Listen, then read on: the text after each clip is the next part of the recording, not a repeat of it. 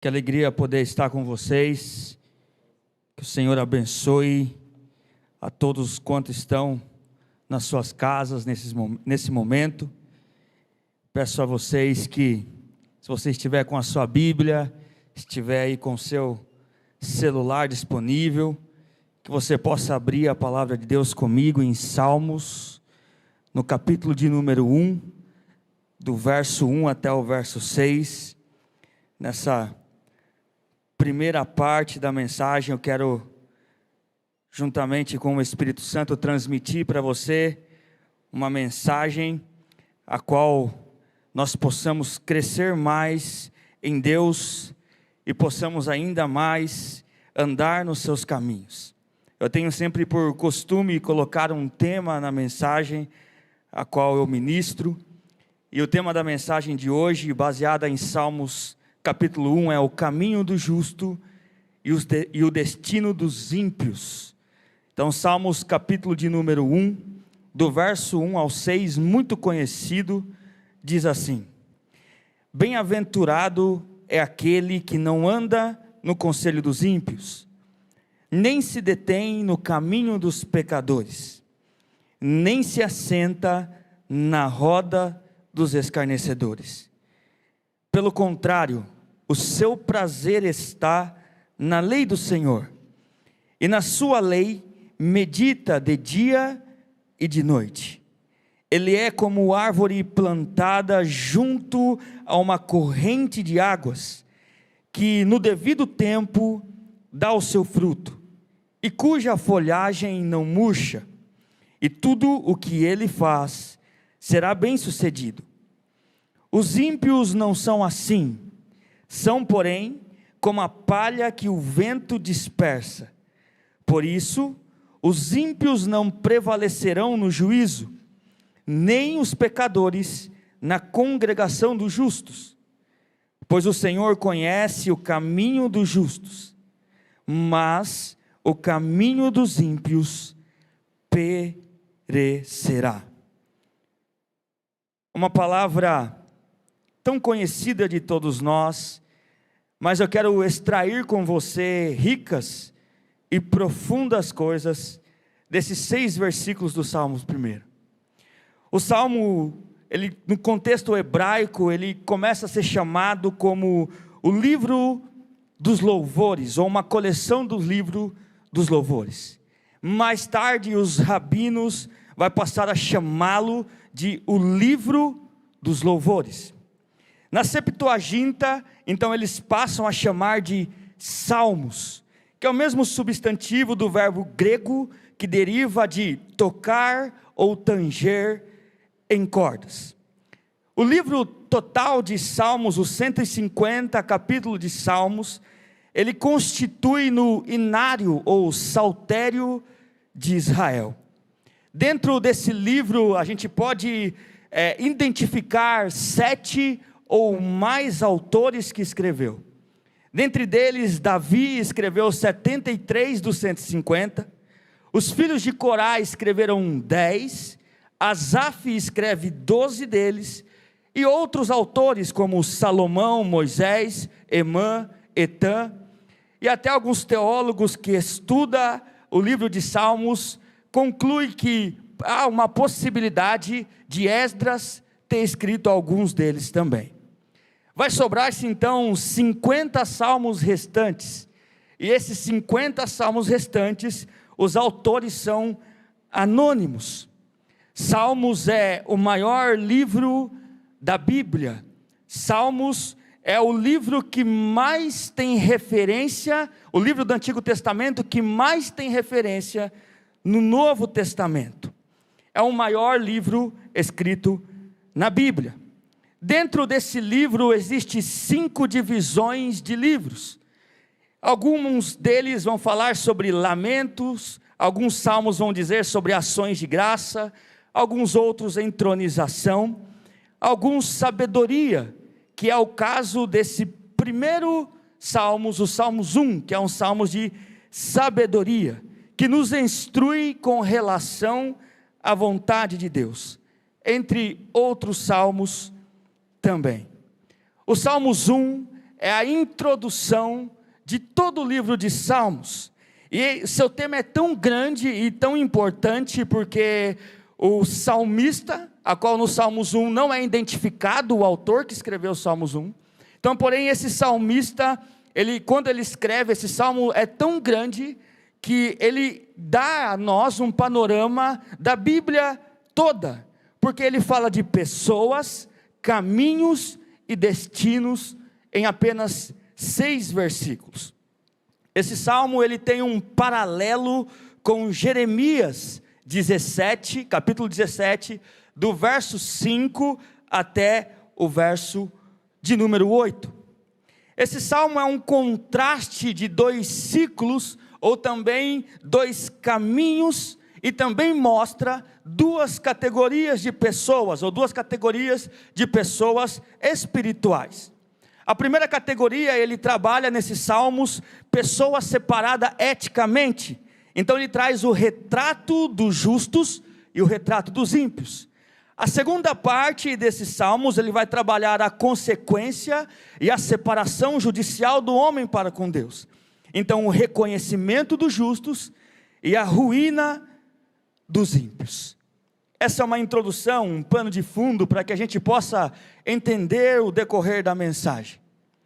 No verso de número 1, o salmista começa por dizer: bem-aventurado é aquele que não anda no conselho dos ímpios, não se detém no caminho dos pecadores, nem se assenta na roda dos escarnecedores. O salmista começa a descrever nesse primeiro verso em termos negativos. Ele mostra o que o justo não faz, em contrapartida com o que o ímpio pratica. E ele começa com uma palavra chamada bem-aventurado, a mesma palavra que Jesus vai pregar os sermões da montanha, as bem-aventuranças. Então ele começa por bem-aventurado. Essa palavra bem-aventurado, irmãos, ela vai ter no significado ou na perspectiva individual, diz de uma profunda alegria e satisfação em Deus. É uma alegria ou uma felicidade maior, muito maior do que a alegria e a felicidade que nós conhecemos nessa terra. Ser bem-aventurado é ser muito mais do que alegre, muito mais do que feliz. É uma felicidade plena, é uma felicidade eterna, é desfrutar de uma felicidade que está em Deus. Isso na perspectiva individual. Na perspectiva da comunidade, do corpo de Cristo, ser bem-aventurado na perspectiva de comunidade, de igreja e de corpo, refere-se à obra redentora de Deus, aonde está diante de nós a bênção e a maldição, como está descrito em Deuteronômio 27, no verso de número 11, e também no capítulo 28 de Deuteronômio, no verso de número 6, aonde Deus vai colocar diante do homem a bênção e a maldição. Deuteronômio 27, 11, vai dizer assim, em Deuteronômio 27, no verso de número 11, diz: naquele dia Moisés deu ordem ao povo dizendo, agora vai comigo para o Deuteronômio 28, verso 6, diz assim: benditos serão vocês ao entrar e benditos serão ao sair.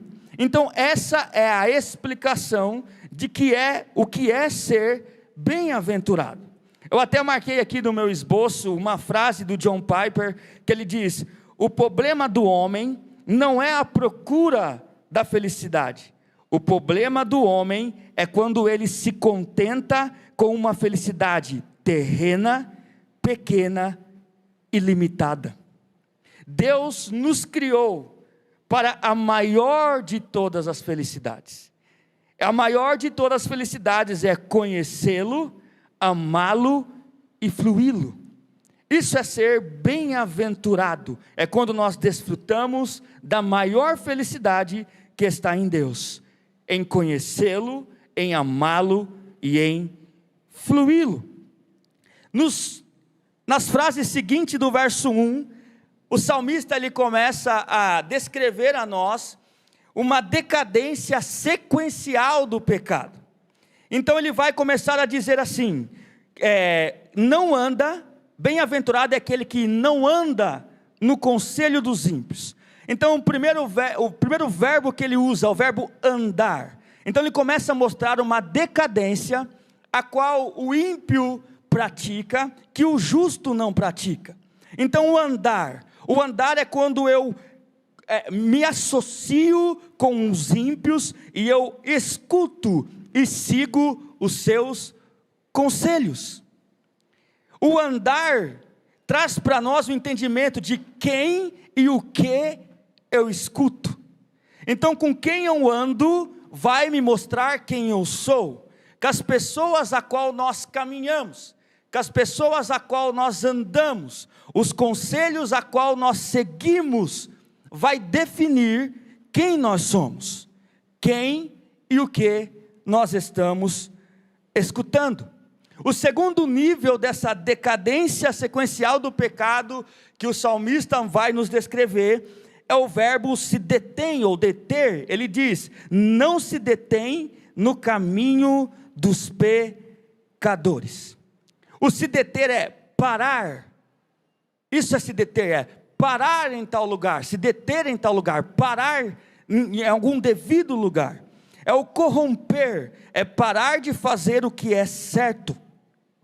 Isso é se deter. Então ele começa a dizer que nós andamos, seguimos os conselhos. Aqueles que não são justos, seguem conselhos dos ímpios, coisas que o justo não pratica. E ele se detém, um segundo degrau da queda sequencial do pecado. Então ele para e ele começa a escutar, ele se detém no caminho dos ímpios. Ele começa então a escutar aquilo que os ímpios estão dizendo. Tem uma frase muito conhecida que diz, as más companhias corrompem os bons costumes. Se detém no pecado.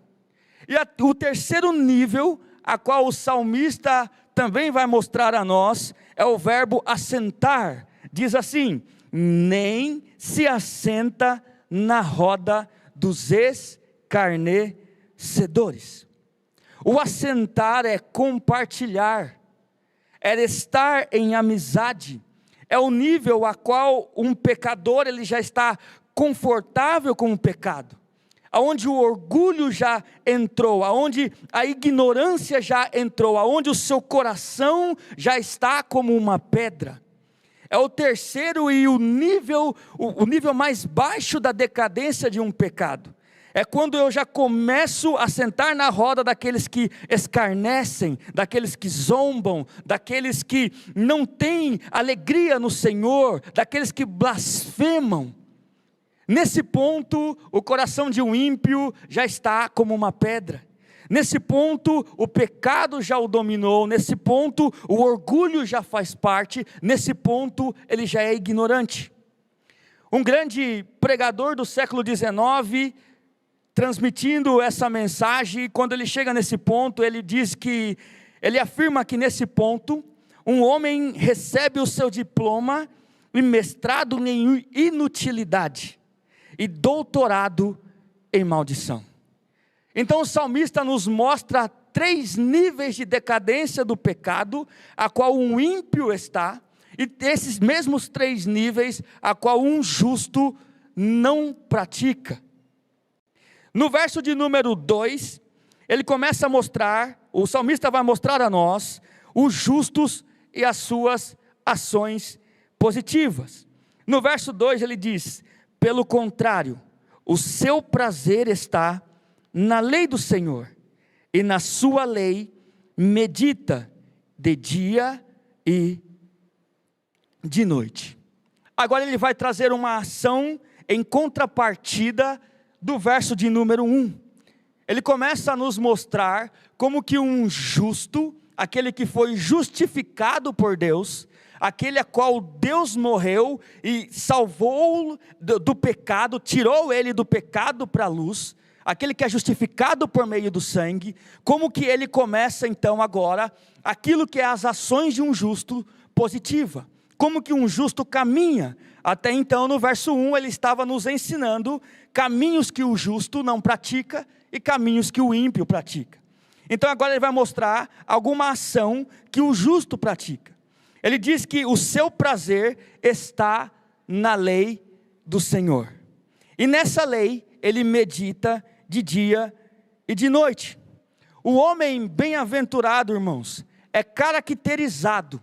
Como que nós caracterizamos um homem, a qual esse homem é de fato bem-aventurado? Quando a sua contemplação consiste na palavra de Deus.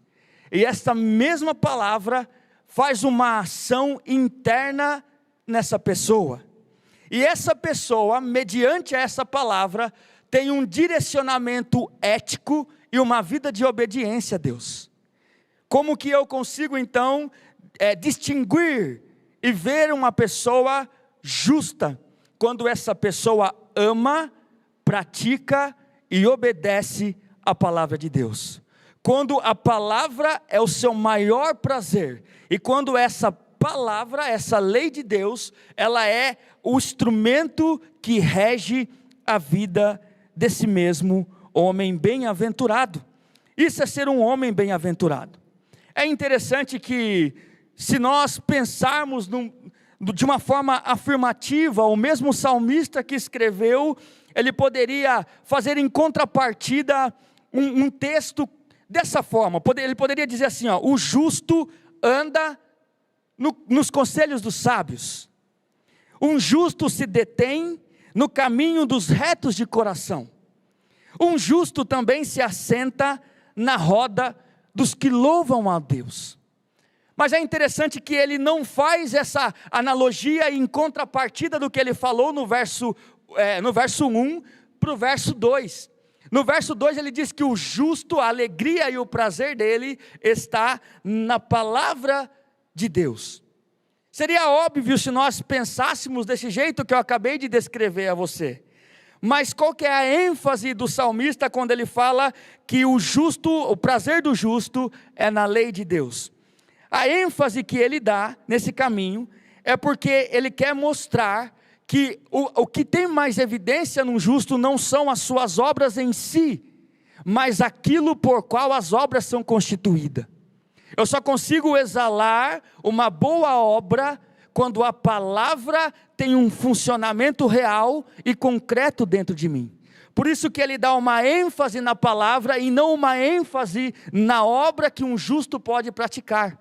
Porque a obra, ela nada mais é do que um espelho que mostra aquilo que ele está praticando. Eu só consigo praticar uma boa obra quando a palavra é praticada dentro de mim.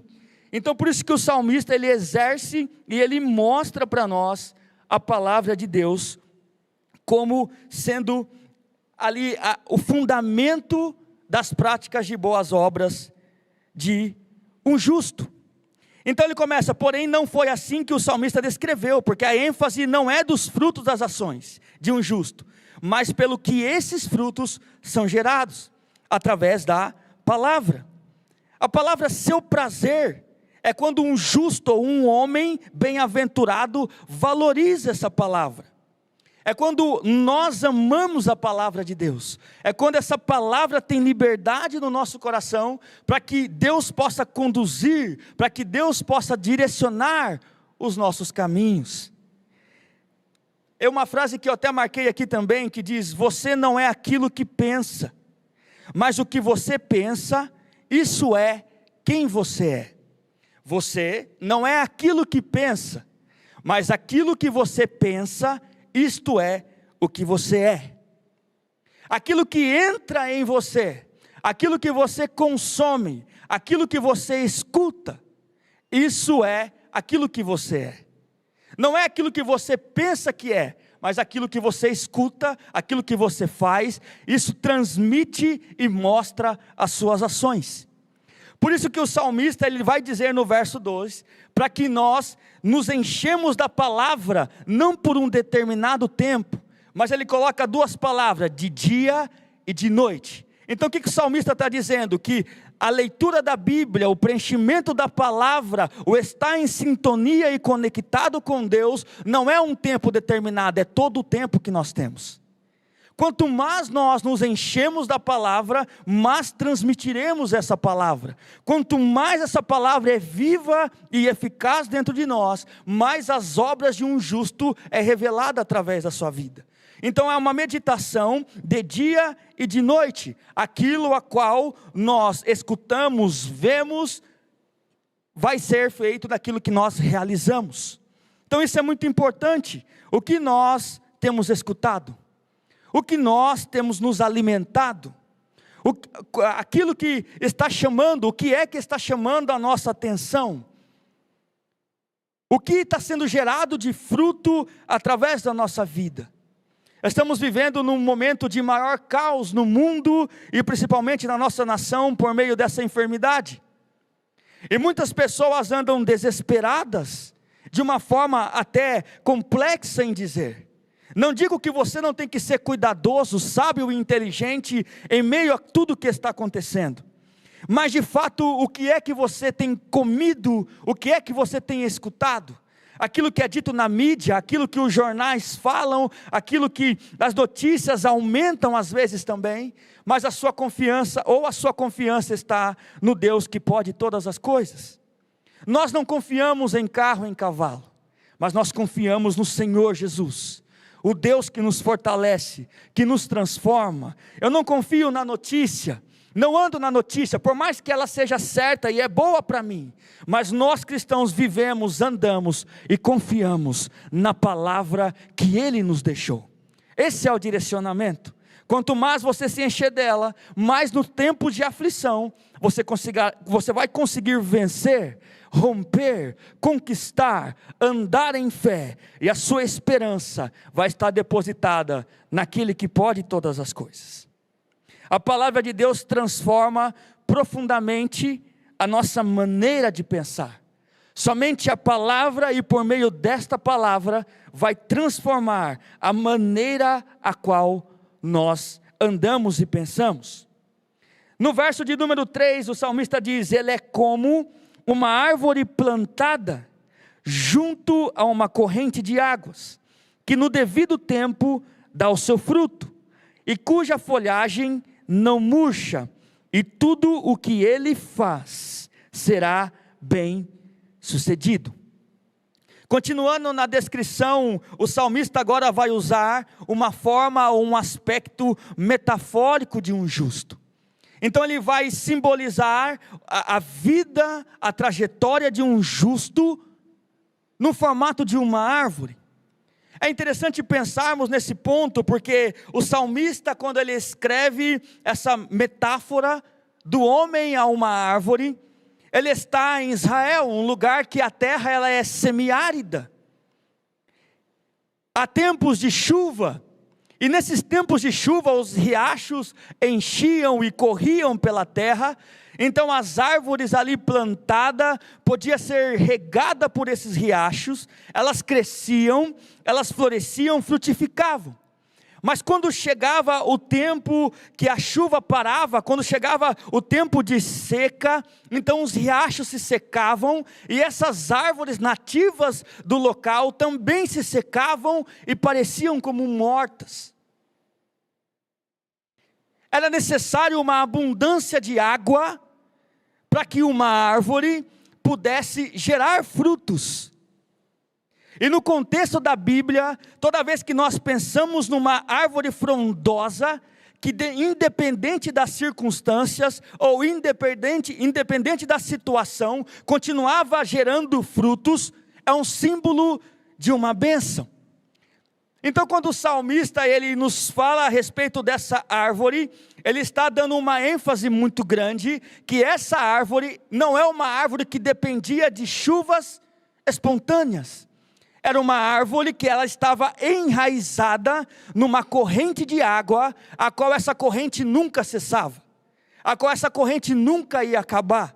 É uma ênfase muito grande que o salmista dá nesse tipo de árvore. Ele não vai olhar, quando ele escreve, em todas as árvores, mas ele olha e lembra de uma árvore frondosa, que indiferente da estação, continuava a ser a mesma coisa.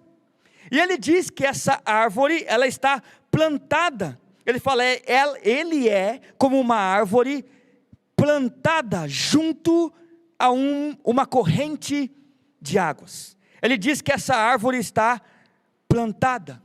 É interessante porque o estar plantado não está dizendo que é uma árvore nativa e nem uma árvore silvestre que por um acaso foi semeada em um lugar por um pássaro e ela cresceu. Não é uma árvore nativa ou uma árvore silvestre plantada por acaso através da semeadura dos pássaros, mas é uma árvore que por propósito e por intenção foi plantada junto a uma corrente de águas. Os pecadores não se transportam sozinhos para o reino de Deus. O próprio Deus, por meio da sua graça soberana, transplantou os homens, nós homens, de um reino das trevas para um reino da luz. Nós, como árvores, na metáfora do salmista, não estamos por acaso junto a uma corrente de águas, símbolo do próprio Deus e da sua palavra, mas por intenção, por graça e por soberania de Deus, nós fomos plantados junto a essa corrente de águas. É a maravilhosa graça de Deus. O justo desfruta de uma graça maravilhosa, de uma graça esplêndida, de uma bondade de Deus infinita.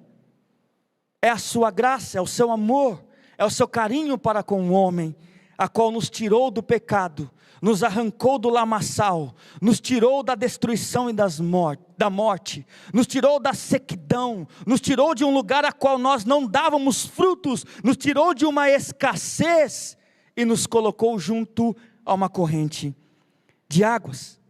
Mas todavia também, irmãos, é nossa responsabilidade inquestionável colocar as nossas raízes junto a essas águas e obter dessa corrente os nutrientes. É responsabilidade nossa, a qual a raiz nossa esteja fixada, firmada junto a essa corrente de águas, a qual nós possamos alimentar dessas correntes de águas.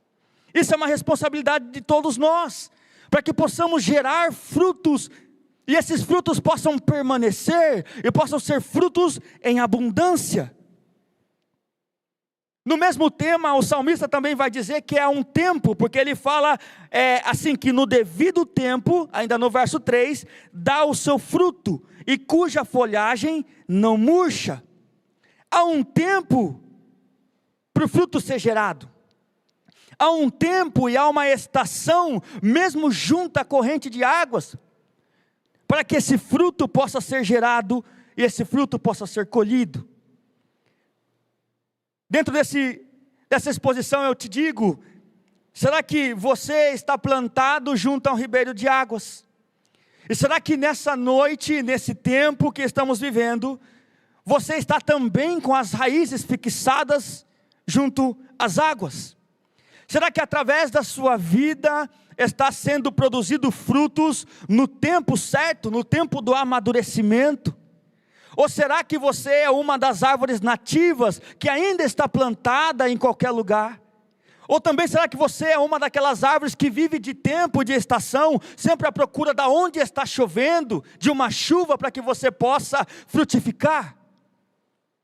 Ou será que você está usufruindo da graça e do favor de Deus? Será que você está como um justo bem-aventurado, como o salmista está nos escrevendo? Ou será que ainda os seus caminhos, os seus pensamentos, ainda está focado na trajetória dos ímpios? No verso de número 4, ele vai nos dizer assim: os ímpios não são assim, são porém como a palha que o vento dispersa. Então ele novamente sai de um ponto a outro ponto, uma contrapartida gigantesca. Ele estava até agora descrevendo o caminho, uma metáfora de um justo que é bem sucedido, onde ele põe a mão, as coisas acontecem, Deus prospera.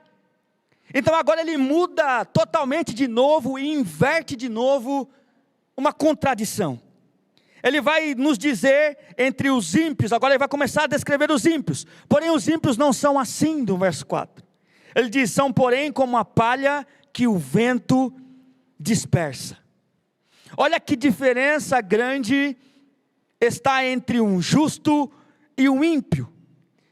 Ele vai nos descrever também de uma forma metáfora, que o ímpio ele é como uma palha.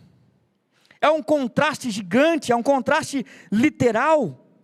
A palha era comum e descrita no Antigo Testamento, na época das colheitas. Quem já trabalhou em lavoura, quem já trabalhou em colheita, vai entender esse aspecto de palha. A palha, ela nos mostra algo muito frágil, a palha, ela nos mostra algo sem valor. A palha, ela nos mostra que serve apenas para ser jogada no fogo. Uma combustão para crescer e aumentar um fogo.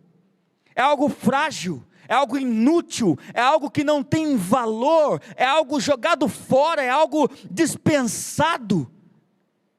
Isso é uma metáfora que ele nos descreve a respeito dos ímpios. Com diferença de uma árvore linda, frondosa, frutífera, que alimenta outras pessoas, que faz sombra para aqueles que precisam, junto a um ribeiro de águas, tudo quanto ela faz, prospera. Para um ímpio, que é como uma palha, empurrada pelo vento de um lado para o outro. Uma palha dispersa pelo vento, inútil, frágil, sem valor, apenas para ser jogada no fogo. No verso de número 5 ele diz, por isso, os ímpios não prevalecerão no juízo, e nem os pecadores na congregação dos justos. Ainda dentro do mesmo comentário a respeito dos ímpios, o salmista vai dizer, por isso. O por isso é uma conjugação que introduz a forte conclusão, uma conclusão estabelecida, de que os ímpios não serão aprovados no julgamento do Senhor. Ele diz que os ímpios não prevalecerão no juízo. O juízo é o julgamento, a volta de Cristo. Quando seremos provados, o ímpio é como uma palha que diante de Deus será jogado no lago de fogo. Que diante de Deus não prevalecerá, que diante de Deus não passará a eternidade adentro. Que não passará o julgamento, que serão reprovados diante do julgamento de Deus. Irmãos, Jesus está voltando. Isso é um fato óbvio a nós que somos cristãos e conhecemos essa palavra. Jesus está às portas, Jesus está chegando. O grande dia do Senhor, o julgamento do Senhor, o juízo do Senhor sobre a terra virá. E então o Senhor vai colher os frutos de uma árvore frondosa, mas o mesmo Deus e o mesmo Senhor também vai dispersar as palhas e jogá-las no fogo, nesse grande julgamento do Senhor. Ele também diz que os pecadores, eles não ficarão na congregação dos justos. Os pecadores não resistirão, não subsistirão na congregação, no ajuntamento, na igreja, no corpo dos justos. Há tempos chegados que aqueles que são continuarão, mas aqueles que não são serão revelados. Deus está de uma forma grande e sobremaneira peneirando a sua igreja e preparando a sua igreja. Caráter, pessoas pecadores, aqueles que andam no caminho dos ímpios, os seus caráteres estão sendo jogados à mesa do Senhor. Máscaras estão caindo. Existe uma forma a qual Deus usa, a qual Ele põe à prova o homem e o coração do homem. E sempre Deus usa de uma forma que abala a estrutura do homem, algo que vai abalar, algo que vai vir, algo que vai pesar sobre o homem. E dentro desses períodos, Deus consegue separar, distinguir o coração daqueles que são, do coração daqueles que não são. Muitos estão se desviando, muitos estão largando, muitos estão tirando a mão do arado, muitos estão voltando para trás. E talvez eu e você perguntamos por quê?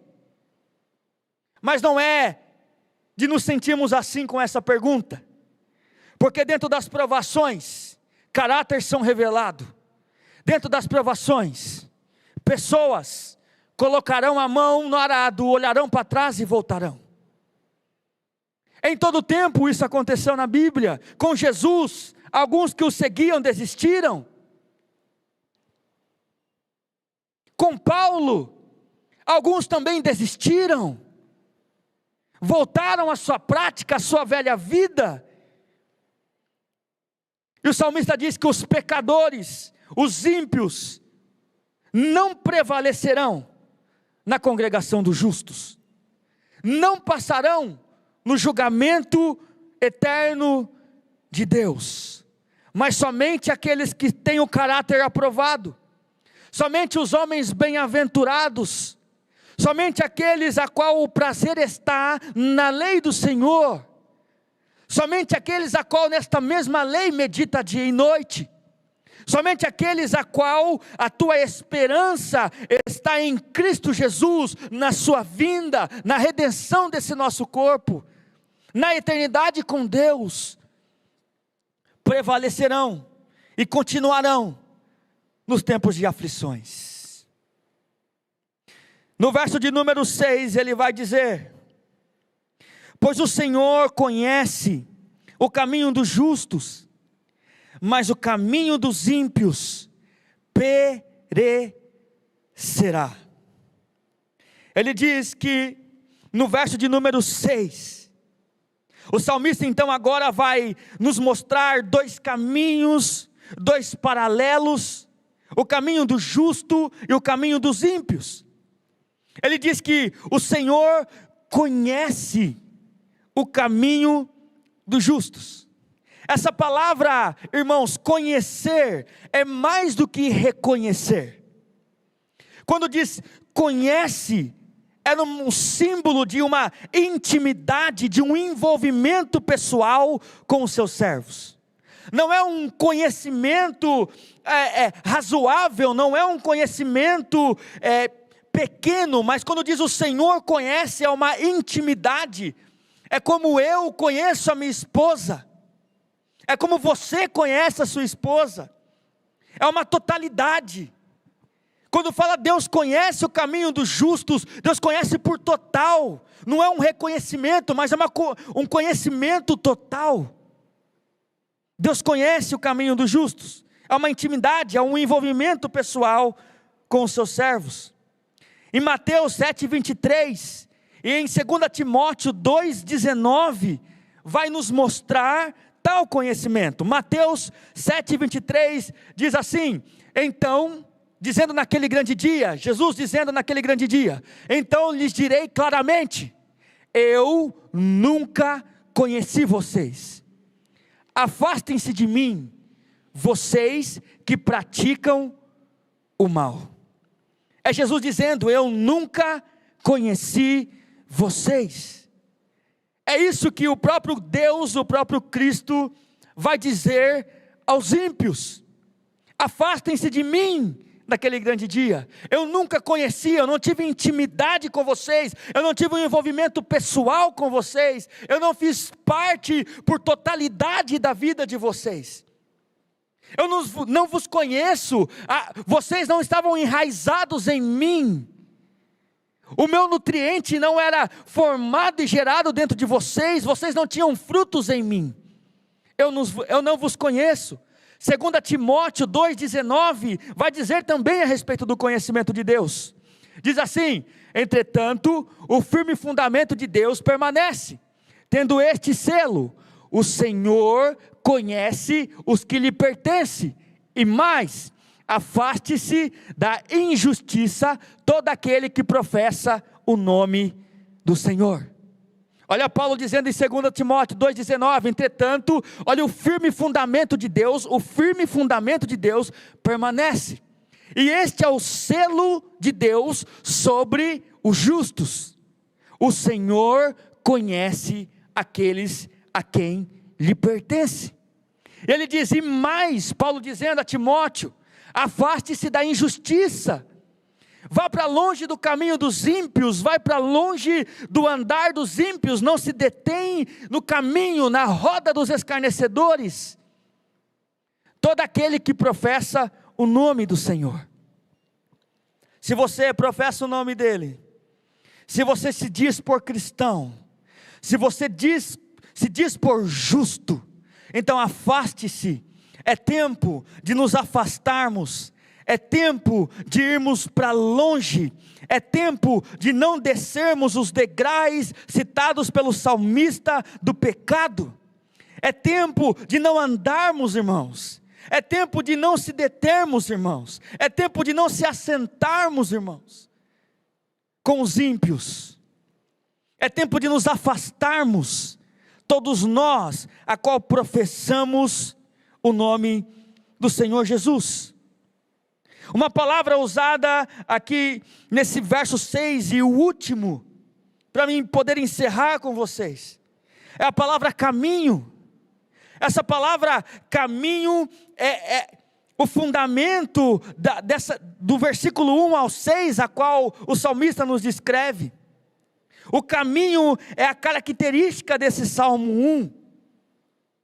E o caminho, ele mostra ou nos refere ao curso de vida total de uma pessoa. Ou seja, o seu estilo de vida. Essa é a característica central desse Salmo primeiro, o caminho. O curso de vida total de uma pessoa, o estilo de vida dessa pessoa. E aqui dentro desses salmos, esses dois caminhos nos conduz ou à vida ou à morte. Por isso que, como no começo dessa mensagem eu comecei a dizer para você que esse salmo é de fato um fundamento da Bíblia inteira, porque ele nos mostra pessoa, caminho e destinos. E o mesmo salmista termina esse salmo falando de caminho. De dois caminhos, o caminho do justo e o caminho do ímpio. Ele diz, mas o caminho dos ímpios não perecerá. É dois cursos que vai nos conduzir, ou ao caminho da vida, ou ao caminho da morte. Nós que somos cristãos, de fato, sempre escutamos falar a respeito de caminho. Pregamos a pessoas que não são crentes esses caminhos, para que essa pessoa possa largar o caminho do pecado e da morte e vir para o caminho da vida eterna, da salvação. Existem somente dois caminhos. Nós pregamos para pessoas que Deus tem dois caminhos a nós. Esse é o destino da alma, da vida de um homem. Após a morte, dois caminhos será traçado, ou aqueles que irão para a eternidade com Deus, ou aqueles que irão para o inferno e para a tribulação eterna. Dois caminhos. Em Mateus 7, capítulo 7, o verso 13 e o verso 14, vai nos mostrar esses dois caminhos. Mateus 7, verso 13 e 14. O 13 diz assim: entrem pela porta estreita, porque larga e espaçosa é o caminho que conduz para a perdição, e são muitos os que entram por ela. Verso 14: estreita é a porta e apertado o caminho que conduz para a vida, e são poucos os que o encontram. Dois caminhos, um caminho largo um caminho de facilidade, um caminho de alegria terrena e momentânea, um caminho de uma falsa ilusão, uma felicidade pequena, terrena, a qual os ímpios andam por tal caminho. Estreito, aparentemente bonito, frondoso e lindo, mas um caminho sem frutos e um caminho de morte. Mas existe um caminho estreito, pequeno, difícil, que a própria palavra em Mateus, no verso 14, vai dizer que poucos conseguem andar, caminhar e chegar a um destino final. Todo caminho ele vai nos levar a um destino. Não existe um caminho que o seu destino é eterno. É um caminho que vai levar-nos a algo, e o caminho estreito nos leva a Deus. É difícil a passagem pelo caminho estreito. Não é fácil a passagem pelo caminho estreito. Não é tudo o que eu quero fazer nesse caminho que eu vou fazer. É um caminho difícil de se andar, onde muitos até começam a entrar neste caminho, mas com o tempo desistem, pegam atalhos e chegam ao caminho largo. Não é um caminho fácil, porém é um caminho que nos traz vida. É um caminho a qual nós homens nos tornamos bem-aventurados em Cristo. Nos tornamos cheios, temos vida em Cristo. É um caminho que o final vai nos levar a uma eternidade, e como um louvor muito conhecido que nós cantamos, vai valer a pena. Ou eu posso até te dizer, já valeu a pena, quando Cristo nos colocou nesse caminho, quando Ele nos tirou o fardo pesado, nos deu o seu fardo leve, quando nós tomamos a sua cruz, a nossa cruz, e o seguimos, já valeu a pena esse caminho. Mas o caminho dos ímpios perecerá. Um dia, o caminho dos ímpios acabará em ruína. Talvez você que esteja assistindo essa live nessa noite, esteja fazendo uma autoanálise da sua vida, esteja neste momento olhando para dois caminhos que está diante de você. Talvez o caminho que você está percorrendo é o caminho que vai te levar à ruína, dentro de poucos tempos, dias, não sei. Mas se você está assistindo essa live, eu quero, como um servo de Cristo neste momento, dizer: larga esse caminho,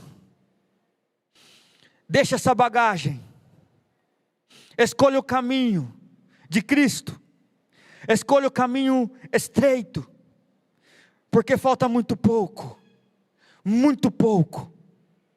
para que podemos chegar ao destino final deste caminho.